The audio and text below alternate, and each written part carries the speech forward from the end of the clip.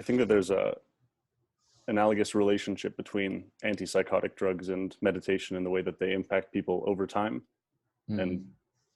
that's a maybe strange analogy to make, but I'll try to put it together. And with antipsychotics, often people will get on them and feel much better. And then as time goes on, they'll want to get off of them because of how they make them feel bad. And I Mm-hmm. think that with meditation, it's similar in the way that once you start meditating and after a while, things start to go really well, at least in my experience, things start to, you end up being less anxious and you feel better generally. And then as time goes on, you feel more and more that you don't need this thing. Yeah. And that this is then the mean, this is the average, this is the normal. And then once you get off of it, you realize what it was actually doing and how it was impacting you during the time that you were doing it.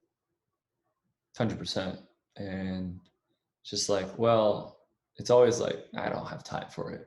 Like I do this myself, but it's like, you look at your phone, you look at the screen time of like Instagram, and it's like hour and a half, 2 hours, 3 hours. It's like, maybe you have time for that.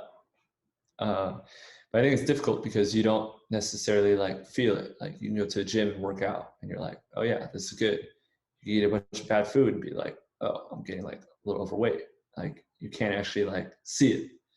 But I think it's good for me where I can feel it, where it's like I'm getting upset. I don't usually get upset when I experience these similar external circumstances, like or stimuli. Like I need to meditate, and so, but most people don't even get to that spot because I mean, from my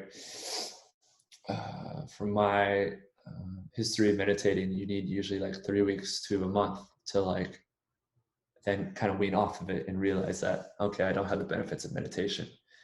And I think that's the tricky part. It's like, how can we facilitate people meditating and meditating consistently?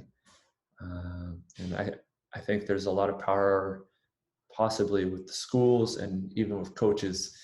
But I think for those two, there's not a lot of people that have seen or felt the benefits of meditation.